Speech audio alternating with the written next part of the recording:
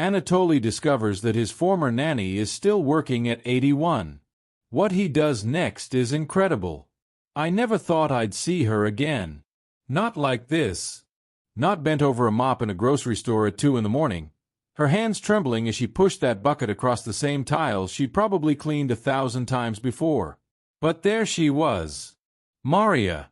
The woman who raised me when my own mother couldn't. The woman who taught me what strength really meant before I ever touched a barbell. And she was still working. At 81 years old. Subscribe to this channel if you've ever felt the weight of debt you can never repay, because what I'm about to tell you changed everything I thought I knew about power, about gratitude, and about what it means to be truly strong. The fluorescent lights hummed above us in that empty store, casting everything in that harsh, unforgiving glow that makes even the youngest person look tired.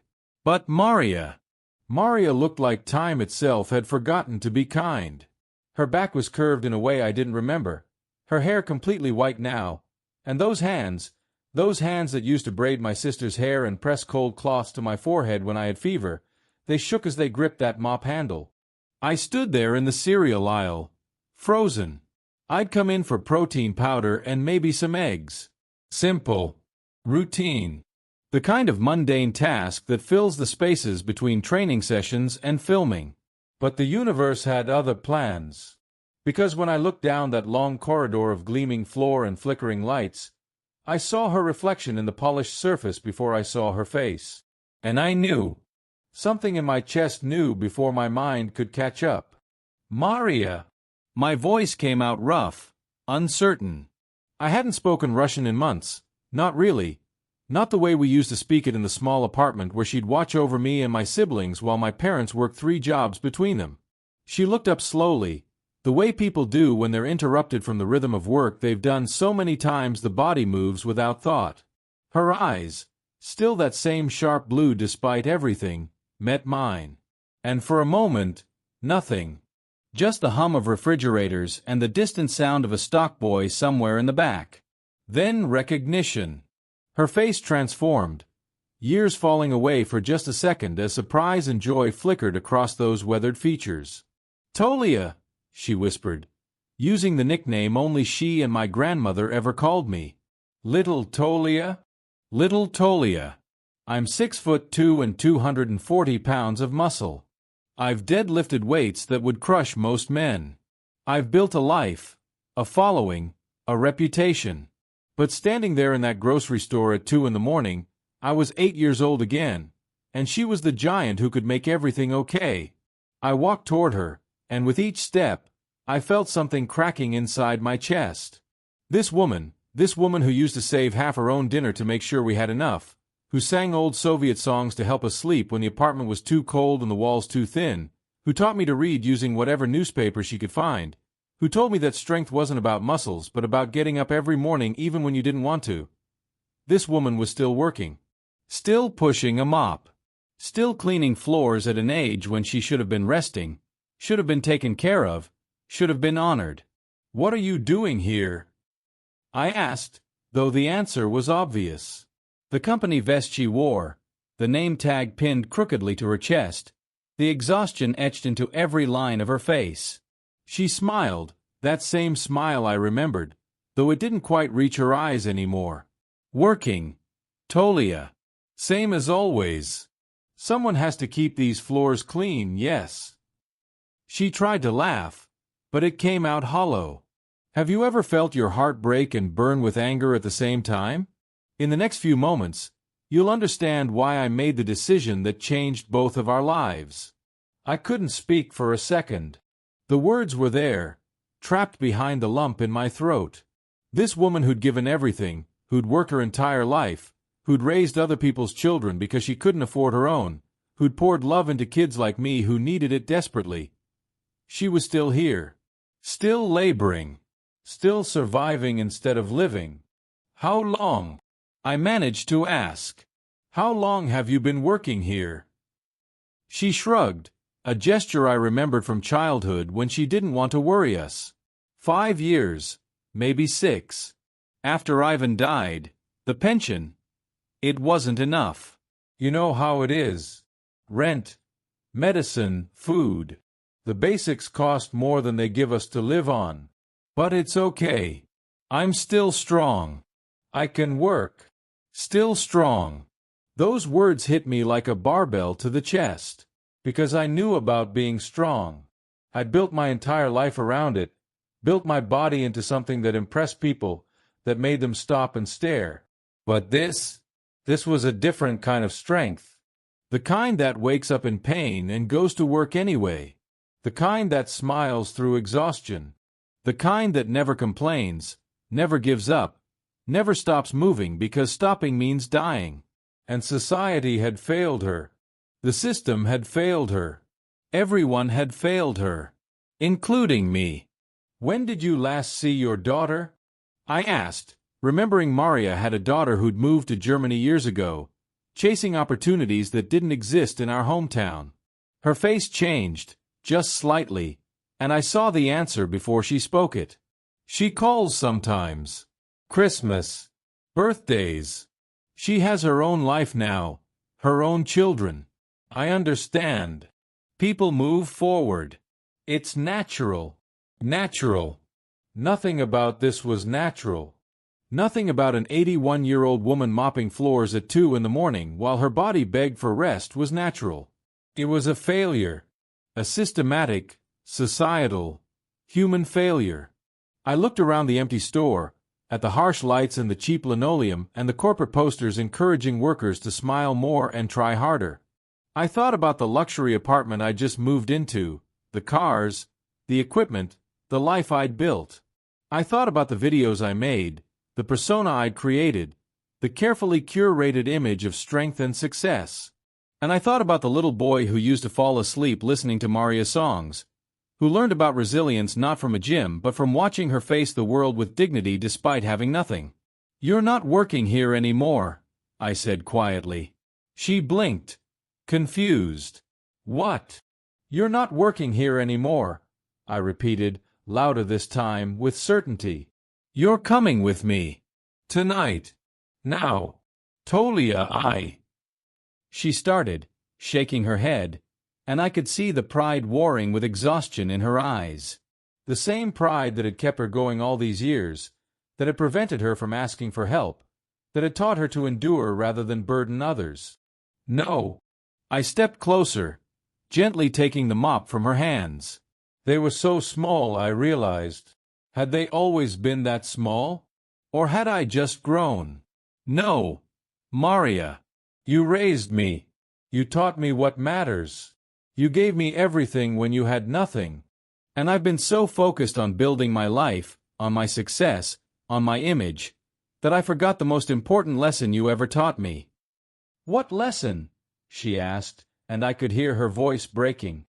"That strength without purpose is just vanity. That success without gratitude is just greed.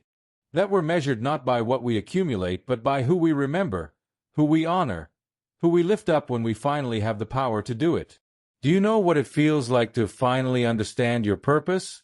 Within minutes, you'll see how one night can rewrite the meaning of everything you've built." I called my assistant right there in the aisle.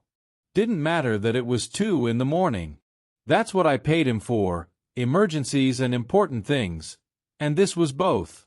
I told him I needed a resignation letter drafted immediately, that I needed to be connected with building managers, that I needed appointments scheduled with doctors, physical therapists, anyone who could help assess and address decades of wear on a body that had worked too hard for too long. Marya protested, of course. She tried to argue, tried to tell me she was fine, tried to maintain that pride that had sustained her through so many years of struggle. But I was my father's son, and I was her student, and I'd learned from both of them that sometimes love looks like stubbornness, like refusing to accept suffering as inevitable. "You used to tell me," I said, holding both her hands in mine, feeling how cold they were despite the warm store, "that God gives us strength not for ourselves but to help others carry what they cannot carry alone. Do you remember that?" She nodded, tears starting to slip down her weathered cheeks. "Well, you carried me when I couldn't walk on my own.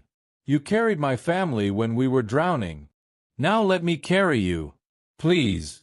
Let me do this one thing that actually matters."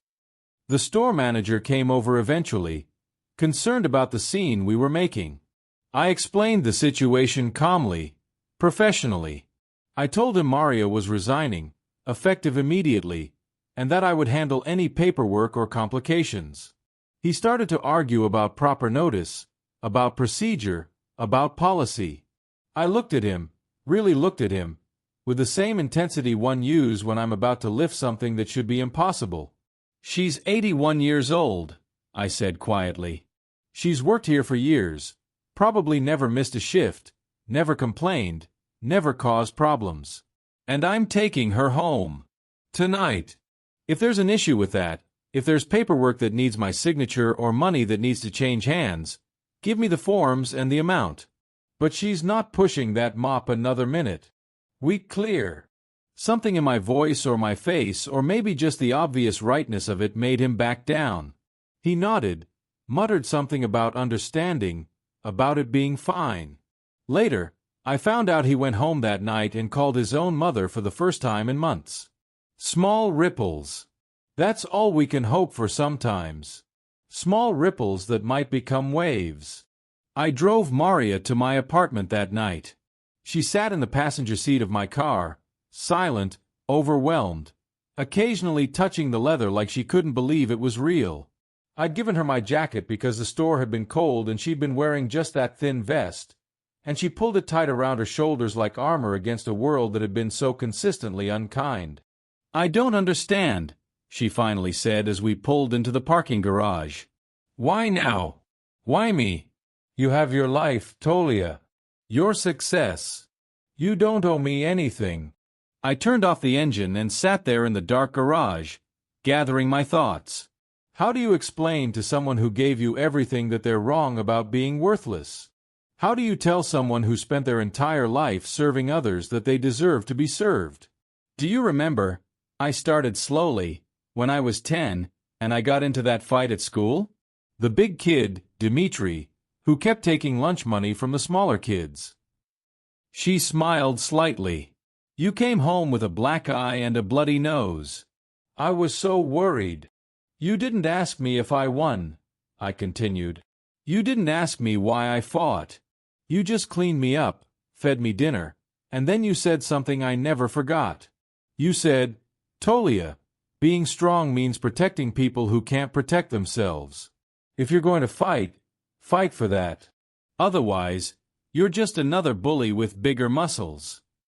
She nodded slowly, remembering. "Well, you can't protect yourself anymore, Marya. Not from the system. Not from this society that uses people up and throws them away. Not from loneliness and exhaustion and the cruelty of being forgotten. So I'm going to protect you. Because that's what you taught me strength was for. Have you ever had to convince someone they deserve the kindness you're offering? In just a moment, you'll discover why this was the hardest battle I've ever fought.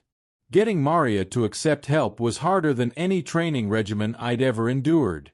She fought me on everything at first.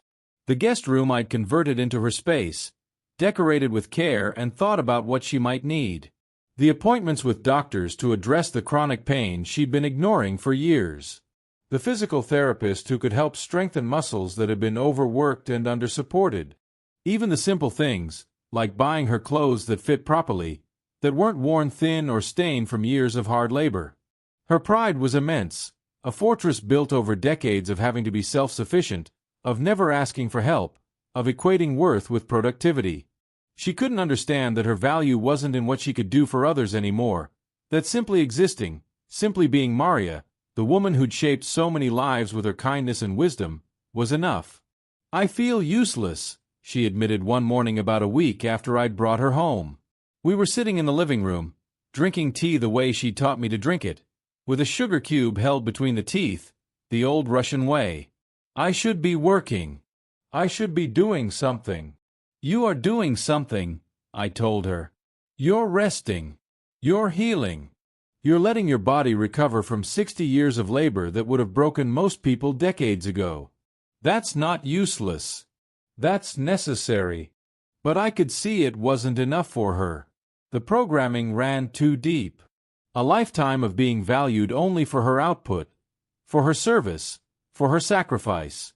So I started asking her to help me in small ways. Not because I needed the help, but because she needed to feel needed. I asked her to teach me the recipes she'd made when we were kids, the ones I could barely remember but could still taste in memory. I asked her about her childhood, about the stories she'd never had time to tell when she was too busy working. I asked her opinion on things, made her part of decisions, included her in my life not as a charity case but as family. Slowly, gradually, she began to soften. The tension in her shoulders eased. The exhaustion in her eyes started to fade, replaced by something I hadn't seen in that grocery store: peace. Maybe even happiness. I took her to her first massage appointment after the doctor cleared it. She was nervous, uncertain, convinced it was a waste of money. But when she came out an hour later, moving easier than I'd seen her move in weeks, with tears in her eyes and a smile on her face, I knew we were making progress. "I didn't know," she whispered. "I didn't know bodies could feel like this. Without pain. Without aching. I thought this was just how it was supposed to be." And that broke me. The idea that she'd normalized suffering so completely, accepted pain as inevitable, expected nothing better because nothing better had ever been offered. How many people live like that? How many Maryas are out there right now, pushing through exhaustion and agony because they've been conditioned to believe their comfort doesn't matter, that their bodies are just tools to be used until they break? I started documenting our journey, carefully, respectfully, with Marya's permission. Not for clout or views or validation, but because I wanted people to see this. I wanted them to understand what I was learning, that success without compassion is hollow, that strength without service is meaningless, that we're all connected by threads of debt and gratitude that we too often forget to honor. The response was overwhelming. Messages flooded in from people around the world, sharing their own stories of elderly family members still working, still struggling, still fighting just to survive in systems that had discarded them. People sent money, offered resources, shared contacts for organizations helping seniors. Some just wrote to say thank you, that seeing Marya's story had inspired them to reach out to their own forgotten family members, to repair broken relationships, to remember the people who'd shaped them. But not everyone was supportive. There were critics, of course.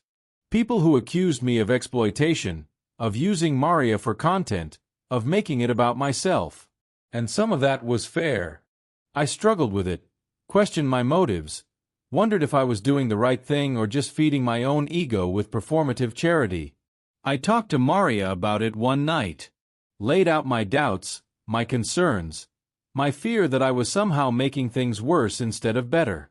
She listened patiently, the way she always had, then reached over and patted my hand with hers, so much steadier now than they'd been in that grocery store. "Tolia," she said gently, "when you were a child and you shared your food with the other kids, did you do it because you wanted praise, or because you knew what hunger felt like and you didn't want them to feel it?" "Because I didn't want them to feel it," I admitted. "Then why do you doubt yourself now? Yes, people are watching. Yes, they're talking. But if even one person sees this and decides to help someone who needs it, if even one elderly person gets a call from a family member who remembered they existed, then isn't that worth the criticism? Isn't that worth the discomfort?" She was right, of course. She was always right. That was her gift, the wisdom earned through decades of observation, of service, of living close enough to struggle to understand what truly matters. Do you wonder what happened when her daughter finally found out? In the next part of this story, you'll witness a reunion that proved family is more complicated than we want to believe. Marya's daughter, Svetlana, called 3 weeks after I'd brought Marya home. She'd seen the posts, the videos, the small documentary of her mother's transformation. And she was angry. "Who do you think you are?" she demanded when I answered Marya's new phone, the one I'd gotten her with large buttons and a simple interface. "Posting my mother on the internet like some charity case? Embarrassing her? Making her look helpless?" I stayed calm, though anger surged in my chest. "Your mother was working as a janitor at 81 years old," I said quietly. "Where were you?" The silence on the other end was thick, heavy with guilt and defensiveness. "You don't know our situation," Svetlana finally said, her voice tight. You don't know how hard it is, how expensive everything is here, how much I'm already struggling to take care of my own family. I'm not judging you, I lied, because I was judging her, harshly, even as I tried to understand. I'm just telling you what I found. Your mother, pushing a mop at 2 in the morning, her hands shaking, her body breaking. And I'm telling you I've given her a place to live, medical care, and dignity. If that bothers you, if that threatens you, then maybe you should look at why. Another silence. Then quieter. Can I talk to her? I handed the phone to Marya, who'd been listening from the kitchen, her face carefully neutral. I left the room to give them privacy, but I could hear the tone of their conversation through the walls. Anger, defensiveness, tears, recrimination, and eventually, something that might have been understanding. Or at least exhaustion. When Marya emerged an hour later, she looked drained but not devastated. She wants to visit, she said simply. In a few months, when she can afford the flight. I'll pay for it, I said immediately. Marya shook her head. No, let her do this. She needs to do this herself. To prove, maybe to me or maybe to herself, that she's trying, that she cares, even if it's late, even if it's imperfect. That was Marya's grace, right there. The ability to forgive, to understand, to give people room to be flawed and still loved. I wasn't there yet. I was still angry on her behalf, angry at a daughter who'd let her mother suffer, angry at a system that made such suffering necessary, angry at a world that treated its elders like disposable resources. But I was learning.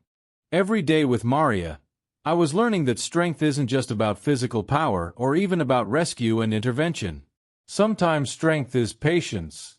Sometimes it's forgiveness. Sometimes it's believing people can be better than they've been, even when they've given you every reason to doubt them. The physical transformation in Marya over those months was remarkable. With proper nutrition, rest, medical care, and physical therapy, her body began to heal from years of systematic abuse. She stood straighter. Her hands stopped shaking. The constant pain that had been her companion for decades began to recede, managed through treatment and care instead of just endured. But the emotional transformation was even more profound. She started smiling more easily, laughing at things, finding joy in small pleasures that had been luxuries before. She started talking about her past not with bitterness but with perspective, sharing stories from her childhood, her marriage, her years of work. She started making plans for the future, small plans at first, simple things like wanting to visit a museum she'd never had time to see, or learn how to use a computer to video call with old friends she'd lost touch with. I watched her bloom, this woman who I'd thought was at the end of her life, who'd seemed so diminished in that grocery store, so worn down by existence. And I realized that she hadn't been dying. She'd been buried alive, suffocated by circumstance and society's indifference. All she'd needed was air, space, care. All she'd needed was for someone to say, "You matter. Your life still has value. Your comfort and happiness are worth fighting for." I brought her to the gym one day, not to work out but just to see where I spent so much of my time. She walked through the space slowly, taking in the weights, the equipment, the dedicated athletes pushing their bodies to extremes. She watched me train, saw the focus and intensity one brought to each lift, each rep, each set. Afterwards, as we sat in the recovery area, she said something that stuck with me. "You know, Tolia, I finally understand what you do. This body you've built, this strength you've developed, it's not really about the muscles at all, is it?" "What do you mean?" I asked, curious about her perspective. "You're proving something to yourself every day," she said thoughtfully. "That you can take something soft and weak and through discipline and work and dedication, transform it into something powerful. Something capable. Something that won't break under pressure. You're building yourself into the kind of person who can carry heavy things. Not just weights. Responsibilities. Other people's pain. The burden of caring when it would be easier not to. I sat there, stunned by her insight. Because she was right. All these years, I'd told myself and others that I trained for health, for aesthetics, for performance. But the truth was deeper. I trained because control over my body gave me a sense of control over my life. I trained because each personal record was proof that improvement was possible, that weakness could be overcome, that yesterday's limits could be today's warm-up.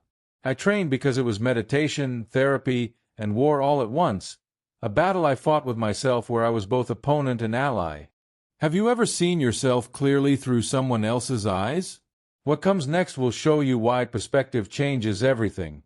Marya started attending some of my filming sessions after that, sitting quietly off to the side, watching the persona I'd created interact with the world. She saw the pranks, the surprises, the carefully crafted moments of shock when people underestimated the old man or the maintenance worker and discovered unexpected strength. She never commented much, just observed with those sharp blue eyes that seemed to see everything. One evening, after a particularly successful shoot where I'd pretended to be a struggling mover and shocked a group of young bodybuilders by effortlessly lifting furniture they'd been struggling with, she asked me a question that cut straight to the heart of what I was doing. "Why do you hide, Tolia?" She was sitting in the kitchen, peeling potatoes for dinner, refusing to be completely idle despite my protests. "Why pretend to be weak when you're strong? Why the disguises, the act?" I thought about it for a long moment, trying to articulate something I'd never fully examined. "Because people are interesting when they don't know they're being tested," I finally said. "Because in those moments of surprise, you see who they really are. Whether they're kind to someone they think is struggling, whether they offer help or mockery, whether they judge books by covers or stay curious and open." She nodded slowly, processing this. "And what do you usually find when you reveal yourself?" "Mostly good," I admitted. "Most people are decent. They laugh, they're impressed, they enjoy the surprise. Some are embarrassed that they underestimated me, but in a good-natured way. It's connection, I guess. A shared moment of joy and surprise." "But sometimes," she pressed, because she could read the hesitation in my voice. "Sometimes people are angry," I said quietly. "They feel tricked, made to look foolish. Sometimes they can't let go of their ego enough to enjoy the moment. Sometimes they need to believe in the story they told themselves about me more than they need to see the truth."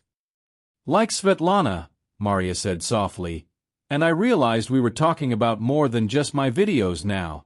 "How do you mean?"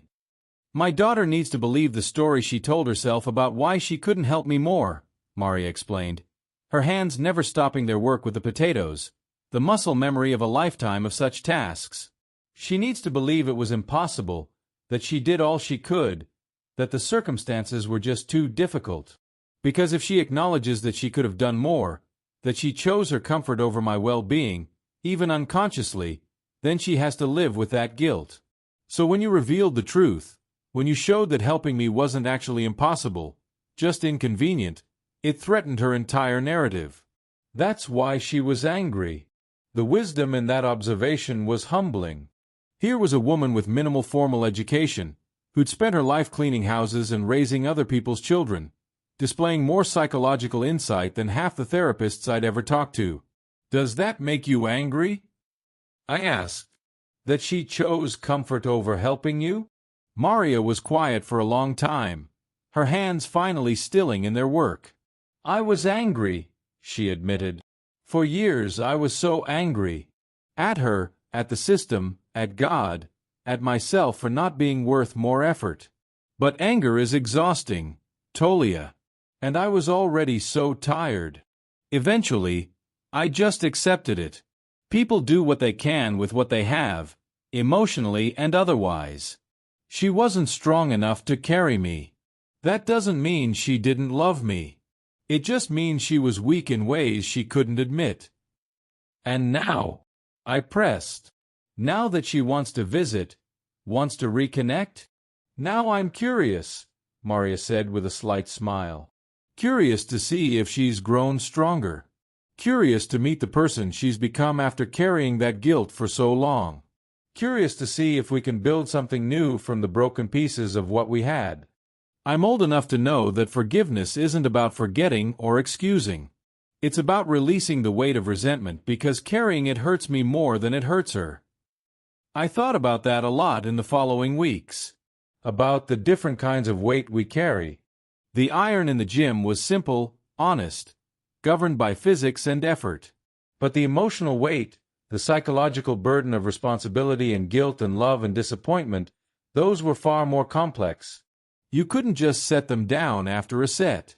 They stayed with you, distributed differently maybe, but never truly gone.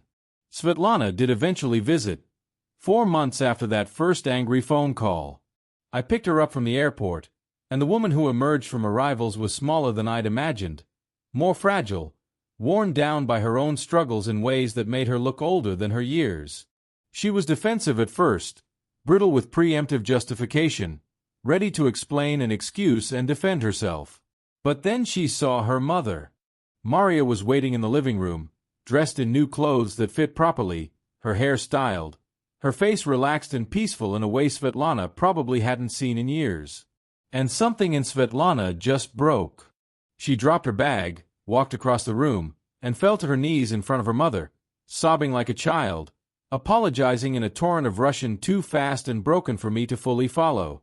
Marya held her, stroked her hair, murmured soothing things, and let her daughter fall apart. Because that's what mothers do, even mothers who were abandoned, even mothers who had every right to turn away. They hold their children when they break, because love doesn't require deserving, it just is. I left them alone for hours, giving them space to rebuild what had fractured. When I came back, they were looking at photo albums Marya had saved, laughing and crying over memories, filling in the gaps of lost years with stories and honesty. Svetlana stayed for 2 weeks, and in that time, I watched a relationship resurrect itself. Not perfectly, not without pain and difficult conversations, but genuinely. Svetlana had to confront what she'd allowed to happen, had to sit with the discomfort of knowing she'd failed her mother in profound ways. And Marya had to decide whether healing was worth the risk of being hurt again. They decided it was. Both of them chose the harder path of reconnection over the easier path of permanent estrangement. And I learned something from watching them, that redemption isn't a moment, it's a process. It's showing up, consistently, even when it's uncomfortable. It's choosing love over pride, over and over again, until it becomes habit instead of effort. Do you know the difference between saving someone and empowering them? The answer revealed itself in ways I never expected. After Svetlana returned to Germany, she started sending money monthly. Not a lot, but something, a contribution to her mother's care that was more symbolic than financial but mattered deeply nonetheless. She called every week, video calls where they drink tea together across the miles, sharing the small details of their lives. It wasn't perfect, but it was real, and real is always better than the fantasy of what should be. Marya started volunteering at a local community center, teaching cooking classes to younger immigrants who were struggling to maintain cultural connections to their heritage. She taught them recipes, but more than that, she taught them the stories behind the food, the traditions, the sense of continuity that comes from honoring where you come from even as you build something new. Watching her work with those students, seeing the respect and admiration in their eyes, I realized what I'd given her wasn't just financial security or physical comfort. I'd given her back her purpose. But this time without the exploitation, without the exhaustion, without the pain. This time, she was serving from a place of abundance instead of desperation. She was sharing wisdom instead of selling labor. She was valued for who she was, not just what she could do. She started telling me stories about the people she met, the lives she touched, the connections she made. And I realized that in saving her, I'd also saved myself. I'd found the answer to the question that had been haunting me since I first achieved success. What's it all for? The muscles, the money, the fame, the followers. What's the point of any of it if it doesn't serve something beyond yourself? Marya was my answer. This was the point. To build something strong enough, successful enough, stable enough that I could extend it to others. To use my platform not just for entertainment or ego, but for example. To show that strength without compassion is just cruelty with better aesthetics. I started getting more intentional about my content after that, weaving in messages about caring for elders, about honoring the people who built you, about using success as a tool for service rather than just a trophy for display.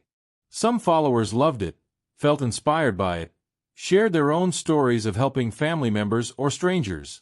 Others complained that I'd gone soft, that they wanted the old content, the pure pranks and lifts without the sentimentality. I didn't care. Or maybe I did care, but I cared more about using this unexpected spotlight for something meaningful. Because here's what I'd learned.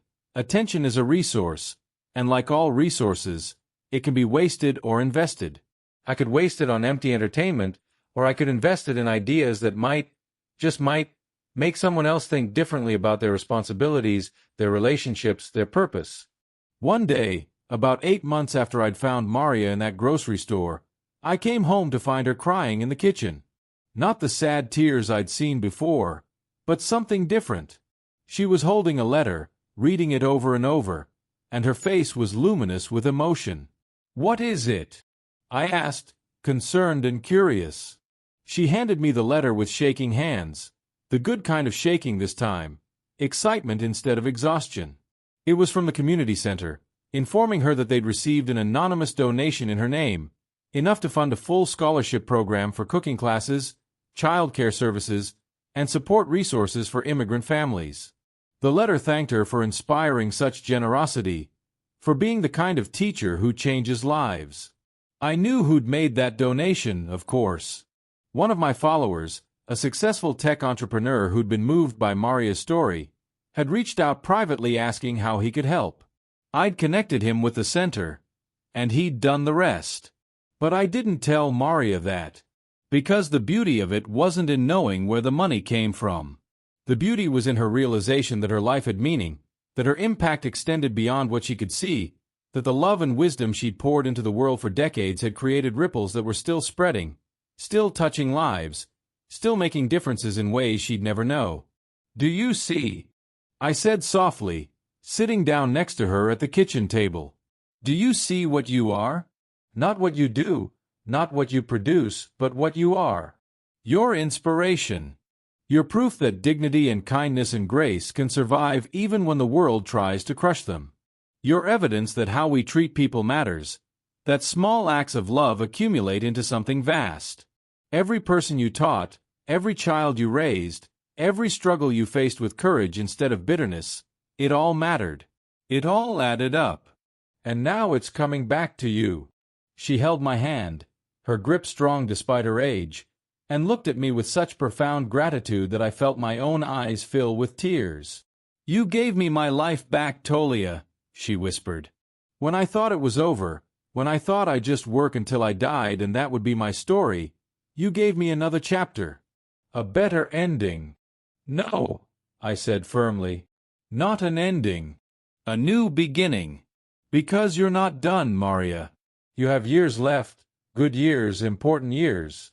And we're going to fill them with everything you deserved all along and never got. We're going to fill them with rest and joy and purpose and love.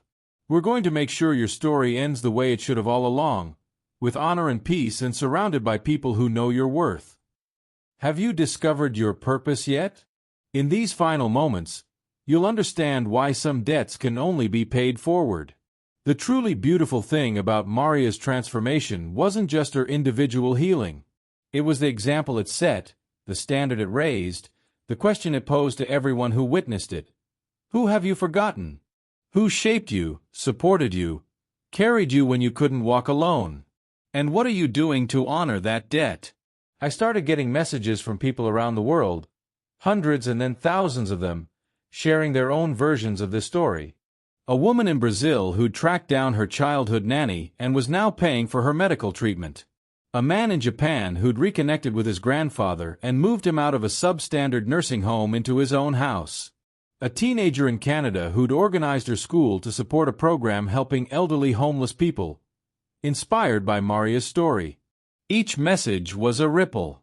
Each action was proof that attention, when directed toward what matters, can catalyze real change. Not systematic change, maybe not the structural reform that would prevent people like Marya from falling through cracks in the first place, but individual change, personal change. The kind of change that starts with one person deciding to be better, to do better, to honor their debts and uplift their community. Marya lived with me for 2 years before she decided she wanted her own space. Not because she was unhappy, but because she'd healed enough, grown strong enough, confident enough to want independence again.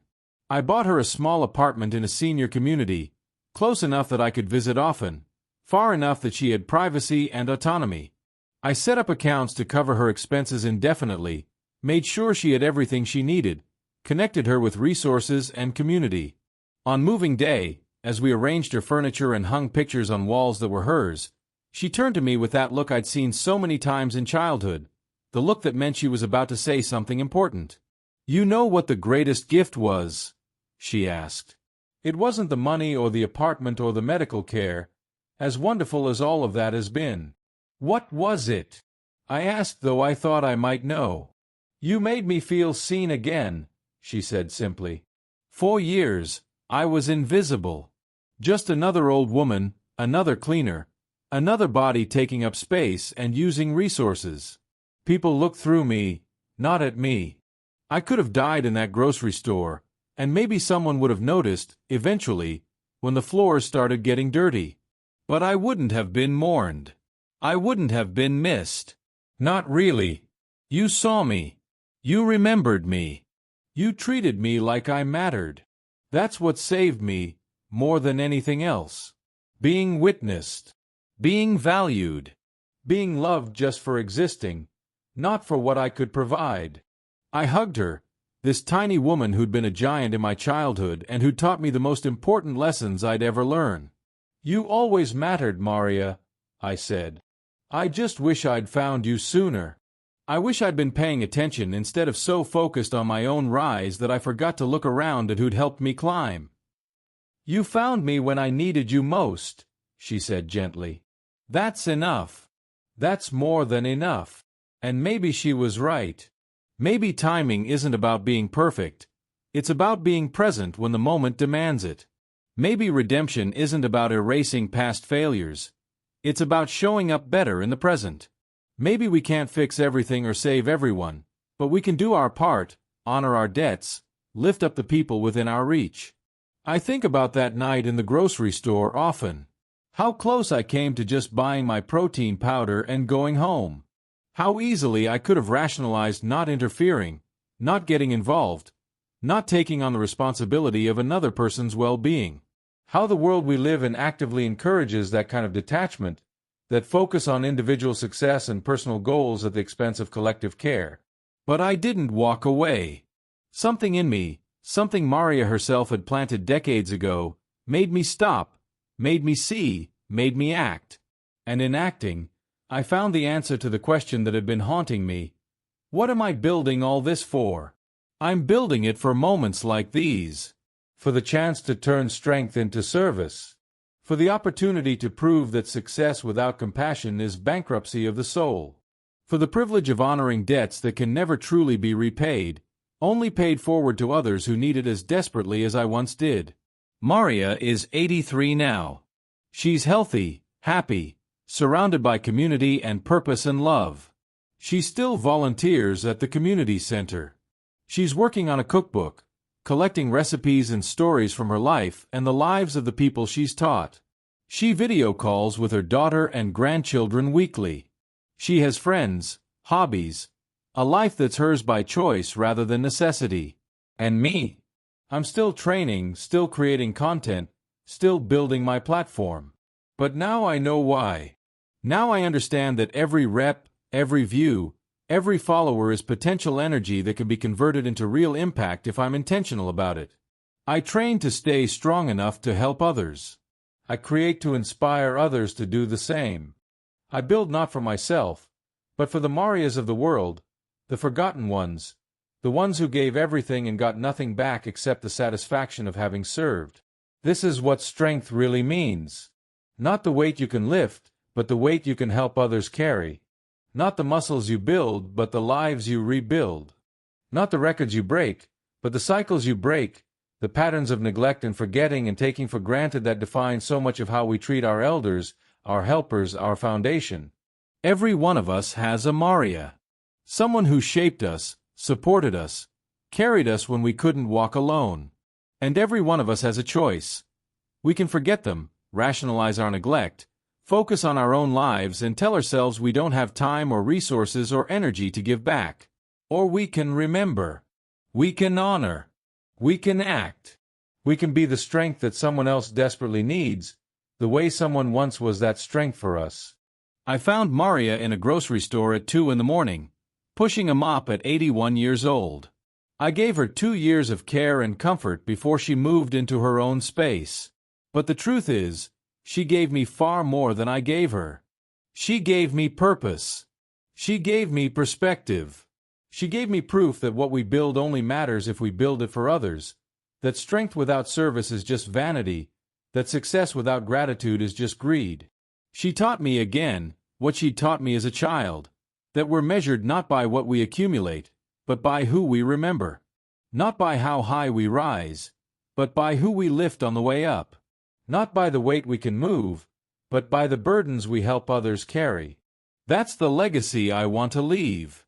Not the videos or the followers or the records, but the example, the reminder, the challenge to everyone watching. Who have you forgotten? Who shaped you? Who deserves your strength, your resources, your care? And what are you waiting for? Because time doesn't stop. People don't last forever. The opportunity to honor your debts, to repay kindness with kindness, to be for someone else what they once were for you, that opportunity has an expiration date. And when it's gone forever, along with a chance to be the person you could have been, the person you should have been, the person your younger self needed you to become. I found Marya. I almost didn't, but I did. And in finding her, I found myself. I found my purpose. I found the answer to every question I'd been asking about meaning and legacy and what all of this effort is actually for. The answer was always there, in the lessons she taught me, in the example she set, in the love she gave when she had nothing else to give. The answer is service. The answer is gratitude. The answer is using whatever strength you've built, whatever success you've achieved, whatever platform you've created, to honor the people who built you and to lift up those who need lifting. That's what I did for Marya. That's what she's always done for others. And that's what I'm challenging you to do. Find your Marya. Remember them. Honor them. Give back what was given to you. Pay forward what can never truly be repaid. Because in the end, that's the only strength that matters. That's the only legacy worth leaving. That's the only way to take all this temporary power and effort and success and transform it into something that lasts beyond muscle and money and fame. That's how you turn strength into something beautiful. That's how you make your life mean something. That's how you become truly strong. I watch Marya now, through the window of her apartment, as she teaches a young mother how to make pelmeni the traditional way. Her hands move with practiced grace, folding the dough with a precision that comes from decades of repetition. The young woman watches intently, her baby sleeping in a carrier on her chest, and I can see the same look of concentration I probably had when I was young, watching Marya perform these same rituals in our cramped kitchen. The apartment complex where she lives has become something of a hub. Somehow, word spread about this Russian grandmother who could cook anything, who had stories from a different time, who had wisdom earned through surviving things most people couldn't imagine. People started showing up. First 1 or 2, then more. Now she has regular students, regular visitors, a constant flow of people seeking connection to something authentic in a world that often feels hollow. I funded a commercial kitchen space in the building's common area. Marya protested at first, said it was too much, unnecessary. But I insisted. Not for her, I told her, though that wasn't entirely true. For the community. For the young mothers who needed to learn how to feed their families with limited resources. For the elderly immigrants who needed a place to gather and remember home. For the teenagers who needed examples of resilience and grace under pressure. She relented, eventually. She always does when I frame things as service rather than charity. That's her weakness, if you can call it that. She can refuse help for herself all day long, but the moment you tell her it's about helping others, her resistance crumbles. It's both beautiful and tragic, this instinct to serve that runs so deep it supersedes self-preservation. The kitchen opened 6 months ago. Marya runs classes 3 times a week now, teaching everything from basic cooking to traditional preservation methods to budget meal planning. She doesn't charge anything. When I suggested she should, that her knowledge and time have value, she looked at me like I'd suggested selling air. "These people are struggling, Tolia," she said firmly. "Just like we struggled. Just like I struggled. If I can make their lives even a little easier, give them skills that will save them money and feed their families better, why would I charge for that? I have enough now. More than enough. This is how I pay back what was given to me." And there it was again. That philosophy of forward-flowing debt. The understanding that kindness isn't a transaction to be balanced, but a current to be joined. A river that flows from those who can give to those who need, endlessly cycling through communities and generations. The classes grew beyond just cooking. They became support groups, informal counseling sessions, community organizing meetings. Women and men would come to learn how to make borscht and leave having found childcare assistance, job leads, immigration advice, friendship. Marya facilitated all of it without even trying. She just created space, held it with her presence and her care, and let people fill it with what they needed. I documented some of it, with permission from everyone involved. Not the personal stories, not the vulnerable moments, but the community itself. The hands working dough together. The laughter over shared meals. The intergenerational connections forming between elderly immigrants and young families. The beauty of people taking care of each other in a system designed to keep them isolated and competing for scraps. Those videos performed differently than my usual content. They didn't go as viral, didn't get the same explosive response. But the engagement was deeper. People watched them multiple times. They shared them with specific people, not their whole networks. They sent long messages about how it made them feel, how it reminded them of something they'd lost or never had, how it made them want to build something similar in their own communities. Quality over quantity, Marya would say. Better to touch a few people deeply than to entertain many people superficially. Another lesson, another piece of wisdom earned through a lifetime of attention to what actually matters. One evening, about a year after Marya moved into her apartment, I got a call from the building manager. There'd been an incident. A fire in one of the units, not serious but smoky, requiring evacuation while the fire department cleared the building. The manager wanted me to know because Marya had been instrumental in keeping people calm, helping organize residents, making sure everyone was accounted for, especially the elderly and disabled residents who needed assistance getting out. When I arrived, the scene was controlled chaos. Fire trucks, residents clustered in groups outside, some upset, some crying, children confused and scared. And there, in the middle of it all, was Marya. She'd set up a makeshift station with blankets and water bottles. She was moving from group to group, checking on people, offering comfort, organizing the able-bodied residents to help those who needed it.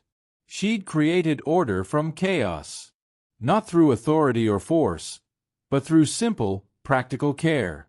She'd seen what needed doing and done it, mobilizing others through example rather than command. I watched her work, this 83-year-old woman who should have been panicking or at least staying safely to the side, and I felt that familiar surge of awe. This was who she'd always been. This was the person who'd raised me and my siblings while navigating her own precarious existence. This was the strength I'd been chasing my whole life, mistaking muscle for power when real power looked like this. The ability to stay functional when everything falls apart, to think of others when you have every excuse to think only of yourself, to build community in moments of crisis. The fire was minor. Electrical issue. Quickly contained. No injuries. Everyone was back in their homes within a few hours. But the impact of that evening rippled through the building for weeks afterward. People who'd lived there for years without really knowing their neighbors suddenly had relationships. They'd seen each other in vulnerability, had helped each other, had been organized by this remarkable woman who many of them had thought was just another elderly resident. Marya's status in the building changed after that. She wasn't just the nice grandmother who taught cooking classes. She was a leader, unofficially but undeniably. People came to her with problems. They asked her advice. They trusted her judgment. She'd become, without seeking it, the heart of a community that desperately needed one. And she handled it with the same grace she brought to everything else. She didn't let it go to her head, didn't start acting like her opinion was more valuable than anyone else's. She just continued being herself, present, practical, caring, wise. She showed up. She listened. She helped where she could. She connected people who could help each other. She built networks of mutual support that made everyone stronger. I learned from watching her that leadership isn't about being the strongest or the loudest or the most ambitious.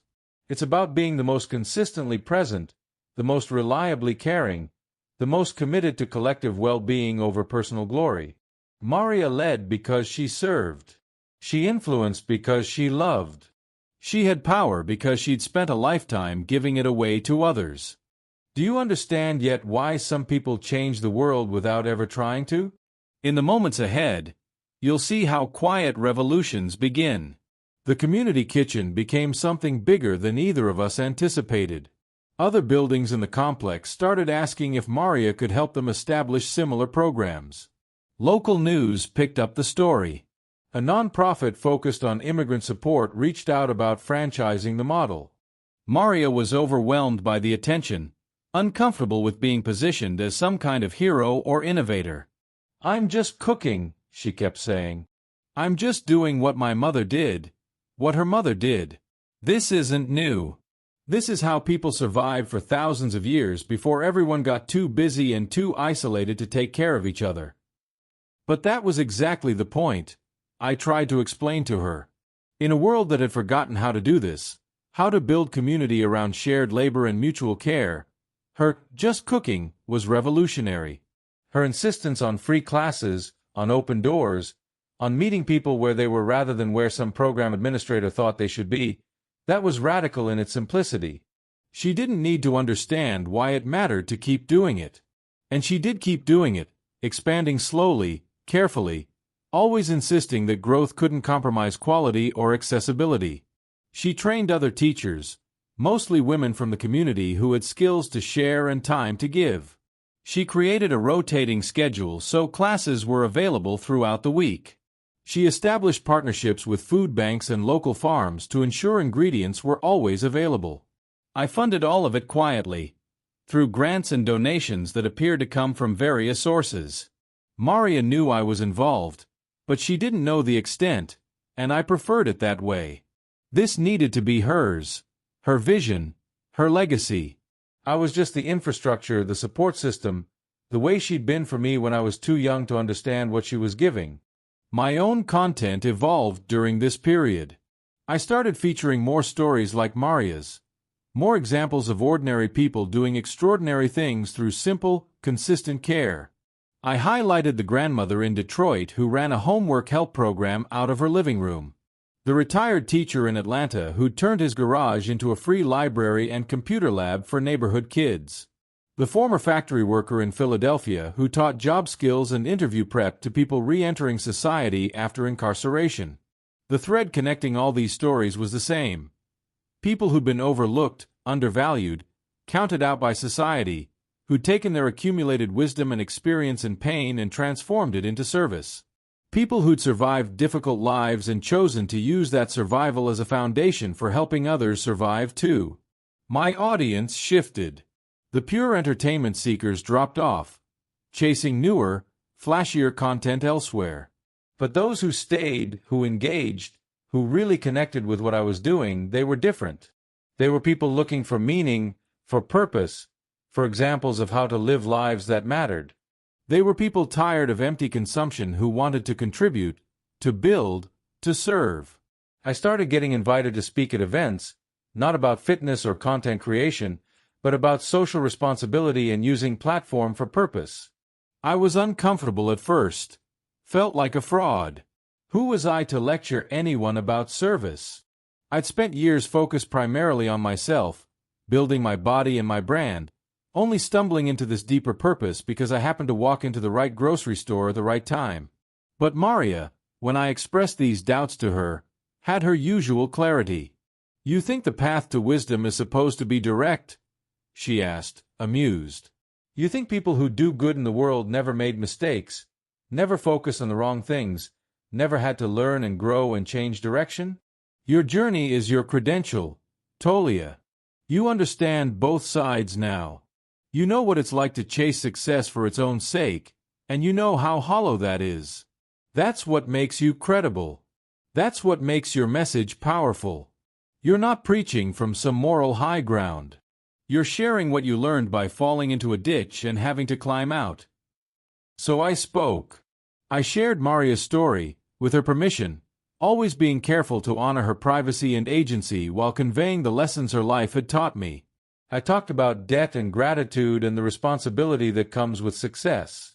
I challenged audiences to identify their own Maryas, to honor their own debts, to redirect their resources and attention toward people and causes that actually mattered. Some of it landed. Some people took action, sent me updates about family members they'd reconnected with, community programs they'd started or joined, shifts they'd made in how they allocated their time and money. Every message was proof that attention, properly directed, could catalyze change. Not in everyone, not even in most people, but in enough people to matter, to create ripples that might become waves. Others pushed back. I got accused of virtue signaling, of using Marya's story for my own glorification, of being naive about systemic problems that couldn't be solved by individual acts of charity. Some of that criticism was valid. I was using the platform Marya had indirectly helped me build to spread a message that benefited my brand even as it served a larger purpose. And individual acts of kindness, however meaningful, don't replace the need for structural change, for systems that don't rely on the charity of the successful to care for the vulnerable. But I also learned to hold two truths simultaneously: that systemic change is necessary, and that individual action still matters. That we need better policies and social safety nets, and we also need more people willing to show up for each other in personal, direct ways.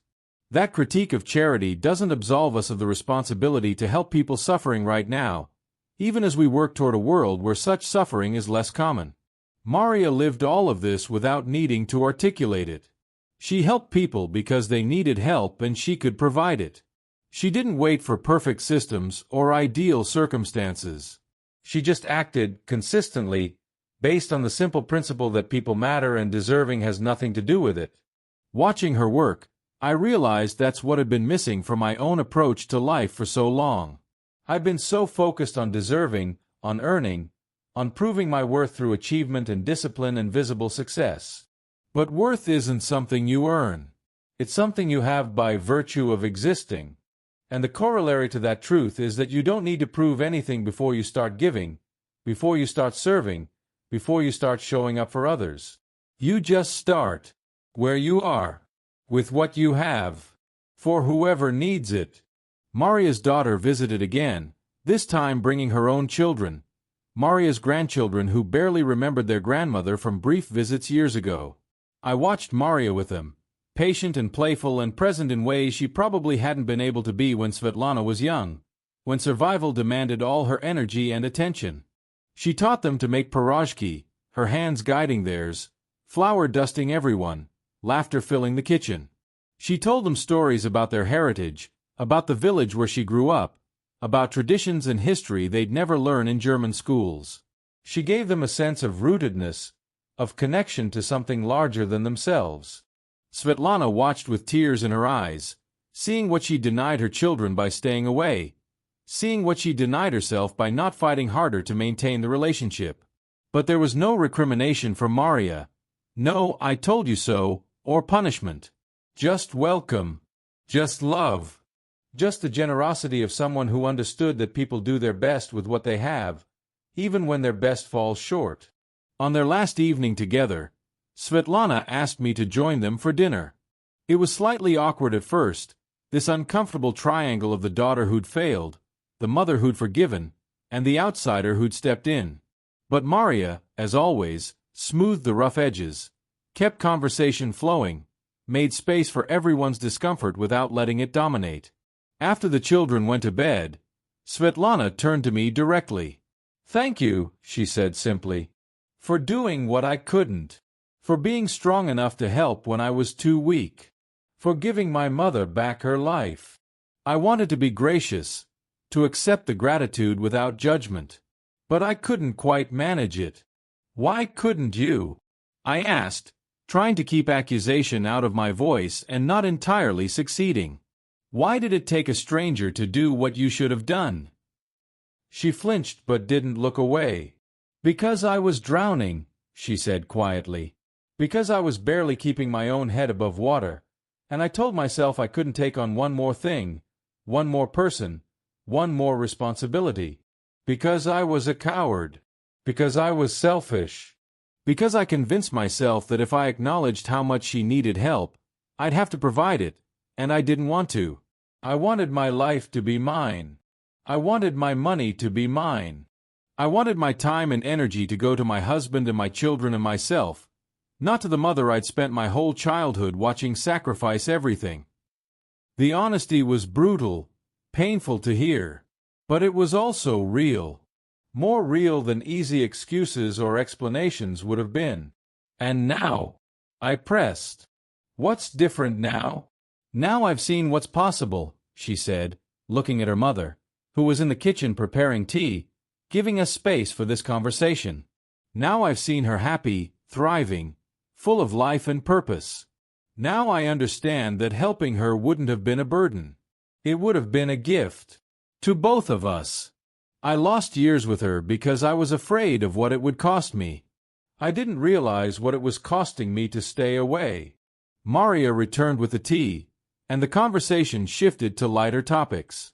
But Svetlana's words stayed with me. The fear of what helping would cost. The failure to calculate what not helping was costing. The way we rationalize neglect by focusing on our own limitations rather than on possibilities we're afraid to imagine. How many people make the same calculation Svetlana made? How many of us are letting people struggle because we're afraid of what it might require of us to help? How many relationships, how many opportunities for connection and meaning, are we sacrificing on the altar of our own comfort and convenience? Have you ever realized too late what you should have done all along? What comes next might help you understand why too late is usually a lie we tell ourselves. Time moved forward the way it does, indifferent to our wishes or fears. Marya continued her work at the community kitchen. I continued my training in content creation, though increasingly my content centered on stories of service and purpose rather than just displays of strength. We fell into a rhythm, a relationship redefined from child and caretaker to something more mutual, more balanced. She still taught me things, constantly without trying. The way she navigated conflict in the community, always seeking to understand before being understood. The way she held boundaries firmly but kindly, saying no to things that would overextend her without apologizing for having limits. The way she found joy in small things, a perfect tomato from the community garden, a thank you note from a student, the feeling of sun on her face during her morning walks. I try to teach her things too, mostly about technology and the modern world she'd been too busy surviving to fully engage with. I showed her how to use social media to stay connected with her students and their families. I taught her how to video call so she could have face-to-face conversations with people far away. I introduced her to podcasts and audiobooks, expanding the world of stories and ideas she could access.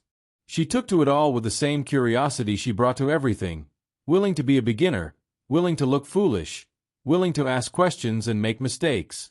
"You're never too old to learn," she'd say, fumbling with her phone or laptop.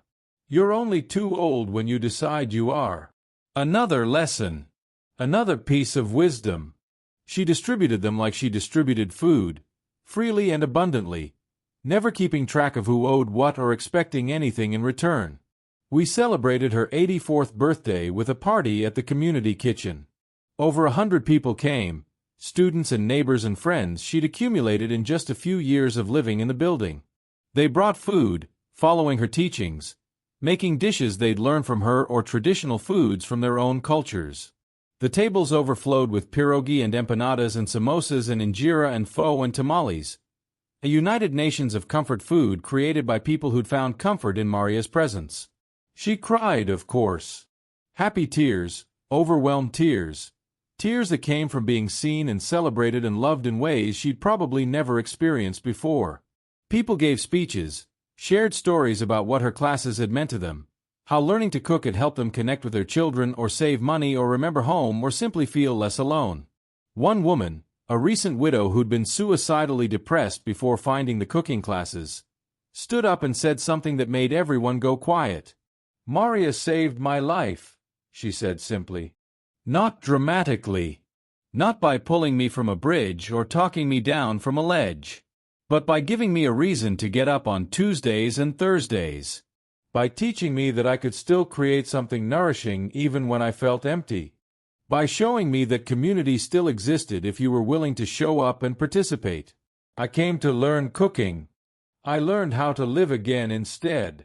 Marya's hands covered her face, shoulders shaking with emotion. I put my arm around her, this tiny woman who'd somehow become so enormous in so many lives, and I thought about all the years she'd lived in obscurity, unknown and unappreciated, giving and giving without recognition or reward. And I thought about how close we'd come to that being her entire story. How easily she could have died in that grocery store or in some other minimum wage job, worn out and forgotten, her wisdom and kindness buried with her because no one had bothered to pay attention, to ask, to care. But someone had paid attention. I had. And because I'd acted on that attention, dozens and then hundreds of other lives had been touched. The ripples continued spreading, creating patterns I couldn't fully see or predict but could feel, like standing near a waterfall and feeling the mist on your face even when you can't see every drop. This was what legacy actually meant. Not monuments or fame or records that would eventually be broken, but lives touched, people helped, communities built, love given and received and multiplied through the alchemy of human connection. After the party, as we cleaned up together, Marya took my hand and looked at me with those sharp blue eyes that still saw everything. "You know what the best part of all this is?" she asked. "What's that?" "It won't end with me," she said. "These people I've taught, they're teaching others. The skills, yes, but more than that. The philosophy, the approach, the understanding that we need each other, that we're responsible for each other. That community isn't something that just happens, but something we build through consistent, small acts of care. That's going to continue. That's going to spread. Long after I'm gone, these ideas will still be moving through the world, changing things in small ways that add up to something significant." She was right, of course. Already I'd heard stories of her students starting their own community initiatives, informal and formal. A bread-sharing program where people baked extra loaves for neighbors who needed them.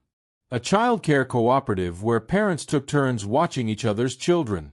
A tool library where people could borrow equipment they needed but couldn't afford to buy. Each initiative was small, limited in scope and scale. But together they represented something larger. A different way of relating, a different set of values, a different vision of what society could be. Not transactional but reciprocal. Not isolating but communal. Not based on deserving but on shared humanity.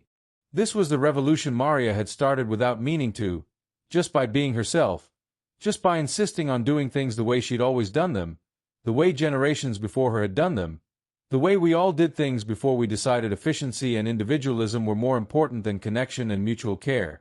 I documented all of this, carefully and respectfully, trying to capture not just what was happening but why it mattered. The videos weren't flashy. They didn't have dramatic reveals or shocking moments. They were just people cooking together, talking together, helping each other, building something meaningful in a world that often felt meaningless. And slowly, quietly, they found their audience. People who were tired of the hustle, tired of the grind, tired of performing success while feeling empty inside. People who were looking for alternatives, for examples of different ways to live, for permission to value connection over achievement, service over status, community over competition. I became a translator of sorts, taking Marya's lived wisdom and making it accessible to people who'd never met her, would never take her classes, but who could still learn from her example. It wasn't the role I'd imagined for myself when I started building my platform, but it was the role I'd grown into, the one that felt true and necessary and aligned with the person I wanted to be. Marya's health began to decline slowly when she was 85. Nothing catastrophic, just the gradual accumulation of small failures that come with advanced age. Her energy wasn't what it had been. She needed more rest between classes. She started having to sit while teaching instead of standing for hours. She fought it, naturally. Tried to push through, maintain her schedule, pretend nothing was changing. But I could see it, and so could her students. We gently, collectively, insisted on adjustments. Shorter classes, more breaks, assistance to help with the physical labor of prep and cleanup. She resisted at first, seeing it as a loss of independence, a step toward irrelevance. But we framed it differently, not as her needing help, but as her students needing to give help, needing to practice the same care they'd received, needing to complete the circle of reciprocity she'd taught them about. When we positioned it that way, as her doing us a favor by letting us serve her, she relented. Another lesson in how framing matters, how the same reality can feel empowering or diminishing depending on how it's presented. She trained successors deliberately then, passing on not just recipes but philosophy, not just technique but approach. She documented everything, writing down the stories behind the dishes, the cultural context, the memories attached to specific flavors and methods. She was creating an archive, a legacy, ensuring that what she knew wouldn't die with her. I helped her publish it all, first as a blog, then as a book. Not a glossy cookbook with professional photos, but a real document, handwritten recipes and stories, photos from the community kitchen showing real people making real food, testimonials from students about what they'd learned and how it had changed them. We called it The Kitchen as Sanctuary, Recipes for Community and Connection. It sold modestly, enough to fund scholarships for the community kitchen, enough to reach people beyond our immediate circle. But the sales numbers weren't the point. The point was preservation, documentation, honoring what Marya had built by making sure it could outlive her. She held the first copy in her hands with that same luminous joy I'd seen when she received the letter about the scholarship fund. "I'm in a book," she said wonderingly.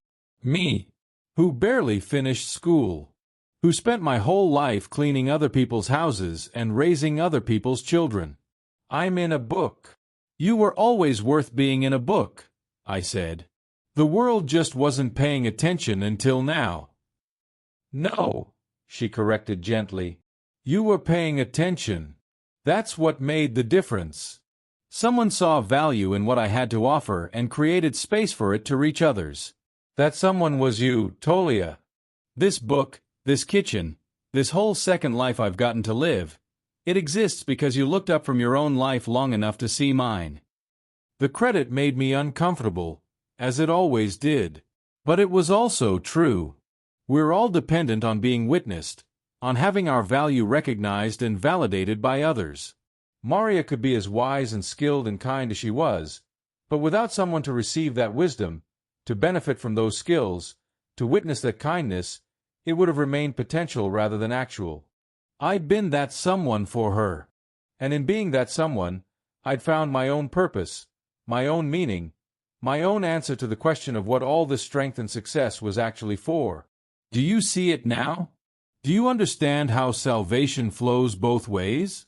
In these final moments, you'll discover why the story never really ends. Marya lived to see her 86th birthday. We had another party, smaller this time, just close friends and family, in her apartment rather than the community kitchen. She was frielier now, spending most of her time in a comfortable chair I'd bought for her, but her mind was sharp, her spirit undimmed. Svetlana came, bringing the grandchildren.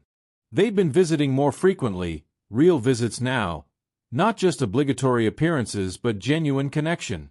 The kids adored their grandmother, sought her out, asked for her stories, wanted her wisdom. They were building the relationships Svetlana had denied them, and herself, for so long. I watched Svetlana with her mother during that visit, saw the tenderness that had replaced guilt, saw how she'd learned to simply be present without drowning in regret about the past. Growth, even late growth, even imperfect growth, was still growth. People could change.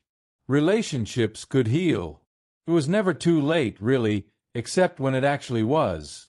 Marya died 3 months later, peacefully, in her sleep, in the apartment I'd bought her, surrounded by evidence of a life fully lived. Photos from the community kitchen, letters from students, the book we'd published together, mementos from her grandchildren. I was devastated, even though I'd known it was coming, even though she'd lived well beyond what anyone could have expected given the hard life she'd led. The grief was physical, a weight in my chest that made breathing difficult, a reminder that love always comes with the price of eventual loss. But it was also clean grief, uncomplicated by regret or guilt. I'd done what I could. I'd honored my debt. I'd given her years she wouldn't have had otherwise, years of peace and purpose and recognition. I couldn't have stopped her from dying eventually, but I'd changed how she lived. That had to be enough. That had to matter. The funeral was huge. The community kitchen closed for the day so everyone could attend. People came from across the city, across the country, some even from other countries, all touched by Marya's life and teaching in some way. They shared stories, hundreds of stories, each one a thread in the vast tapestry of impact one supposedly ordinary life had woven. I spoke, though I'd been dreading it, unsure if I could get through it without breaking down completely. I told the story of finding her in that grocery store, of the decision that had changed both our lives, of everything she taught me about strength and service and what actually matters. Marya used to say that we're all connected by invisible threads of debt and gratitude, I said, my voice rough with emotion. That we're alive because someone cared for us when we were helpless. That we eat because someone grew food and someone transported it and someone prepared it. That we know things because someone taught us. That we're never truly self-made, no matter how hard we work, because we're always standing on foundations other people built. She understood that her life was only possible because of countless small acts of kindness and care from others. And she spent her life repaying that debt by caring for others, by giving freely, by building community wherever she went. She didn't ask for recognition or reward. She just gave because giving was who she was. And in the end, she left the world richer than she found it, not through wealth or fame or power, but through love. Through consistent, practical, undramatic love expressed in meals shared and skills taught and communities built. That's what legacy really looks like. That's what a life well lived really means. After the service, people lingered, not wanting to leave, not wanting the connection to end.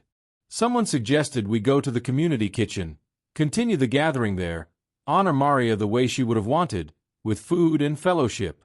We did. We cooked together, all of us, making the dishes she'd taught us, sharing the space she'd created, keeping her spirit alive through the rituals she'd established. And in that moment, I understood what she'd meant about it not ending with her. This would continue. These people would keep cooking together, keep teaching each other, keep building community in her name and in the spirit she'd modeled. The foundation I established in her memory funds community kitchen programs around the world now. Small grants, nothing elaborate, just enough to help people start and sustain the kind of initiative Marya pioneered. Teaching skills. Building community. Creating spaces where people can come together around shared labor and mutual care.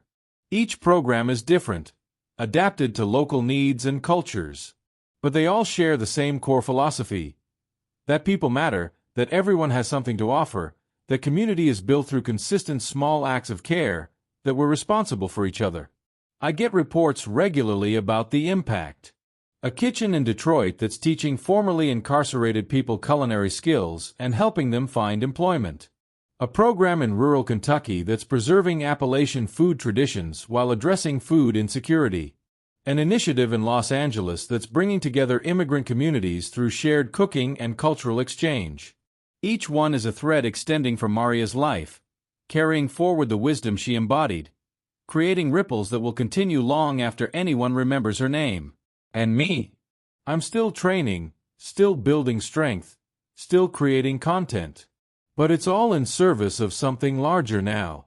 I use my platform to highlight these kinds of initiatives, to challenge people to think about their own debts and responsibilities, to demonstrate that strength without purpose is just vanity. I'm often asked how my life changed after finding Marya. People want a dramatic answer, a clear before and after, a transformation story with neat boundaries. But the truth is more subtle. I didn't become a different person. I became more fully the person I was always supposed to be, the person Marya saw in me when I was just a struggling kid with no direction and nothing but potential. She'd planted seeds in me decades ago, lessons about what mattered and what didn't, about responsibility and service and the debt we owe to those who built us. Those seeds just needed the right conditions to grow. And finding her again, seeing what had become of her, recognizing how completely society had failed someone who'd given so much, that was the catalyst that made those seeds finally sprout. Now I understand what I'm building all this for. Not for myself. Not for legacy or fame or recognition. But to create the conditions where more people like Marya can thrive instead of just survive.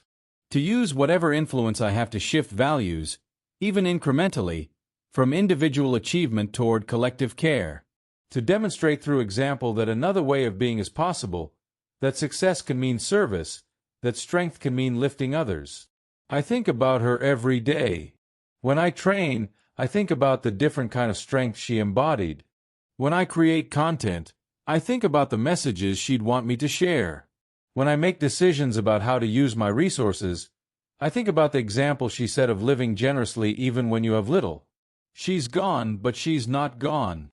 She's in every meal shared at the community kitchens that bear her name. She's in every person who learned from her and is now teaching others. She's in me, in the way I move through the world, in the choices I make, in the person I'm still becoming. That grocery store encounter didn't save just her life. It saved mine too. It rescued me from the emptiness of achievement without purpose, from the hollowness of success without service, from a life that would have looked impressive but felt meaningless. Marya gave me everything twice. Once when I was a child and she kept me fed and safe and taught me what mattered. And again when I was an adult and she showed me, through her suffering and resilience and ultimate flourishing, what I was supposed to do with all the strength I'd built. The debt can never be repaid. That's what she was always trying to tell me. You can't repay the people who built you, who shaped you, who gave you the foundation you stand on. They're either gone or the debt is too vast or the circumstances have changed too much. All you can do is pay it forward. Take what you received and give it to others. Take the strength you built and use it to help others build theirs. Take the success you achieved and leverage it to create opportunities for others to succeed. That's the only currency that matters in the economy of human connection. Not gratitude expressed in words, but gratitude enacted through service. Not thanks, but action. Not acknowledgement, but continuation of the work, the care, the building of community and connection and meaning. So I keep building. I keep serving. I keep using this temporary strength and temporary platform and temporary life for something that might, just might, outlast all of them. I keep trying to be worthy of the investment Marya made in me, both as a child and in her final years. I keep trying to create ripples that might become waves, waves that might change tides, tides that might reshape shores. And every day, I remember that night in the grocery store. How close I came to walking past. How easily I could have missed her, could have been too focused on my own concerns to notice.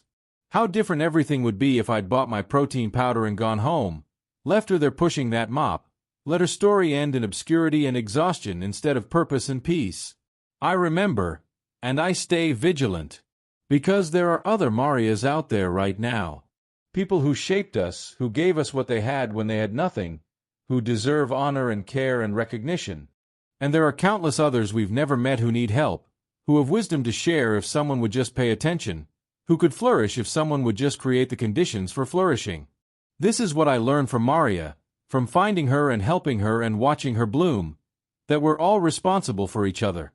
That success that doesn't serve is failure by another name. That strength that doesn't lift others is just vanity with better muscle definition. That the measure of a life isn't what you achieve but who you help, what you build, how you love. She taught me that. She lived it. And now I'm living it too, imperfectly but intentionally, trying to honor the gift she gave me by giving it to others, trying to pay forward the debt I can never repay, trying to be worthy of the investment she made when she raised a struggling kid and taught him that strength means protecting people who can't protect themselves. That's the story. That's the lesson. That's the challenge I'm extending to everyone hearing this. Who's your Marya? Who shaped you, supported you, carried you when you couldn't walk alone? And what are you doing to honor that debt? What are you building with the strength they helped you develop? How are you using your success to create conditions for others to succeed? Because that's all any of this means. That's the only thing that lasts. Not the weights we lift or the followers we accumulate or the records we break, but the lives we touch, the communities we build, the love we give and the love we inspire others to give. Marya knew that. She lived that. And she taught it to me in the most powerful way possible. Not through words, but through example. Through a life fully lived in service to others. A life that transformed from tragedy to triumph not when her circumstances changed, but when someone finally saw her worth and created space for that worth to flourish. I saw her. I created that space. And in doing so, I found my own worth, my own purpose, my own reason for building all the strength in the first place. To carry heavy things. Not just weights. People. Responsibilities. The burden of caring when it would be easier not to. That's what Marya taught me. That's what I'm teaching you. That's what we pass forward, generation to generation, person to person, an endless chain of debt and gratitude and love that binds us all together into something larger than ourselves. That's the real strength. That's the real legacy. That's what it means to lift.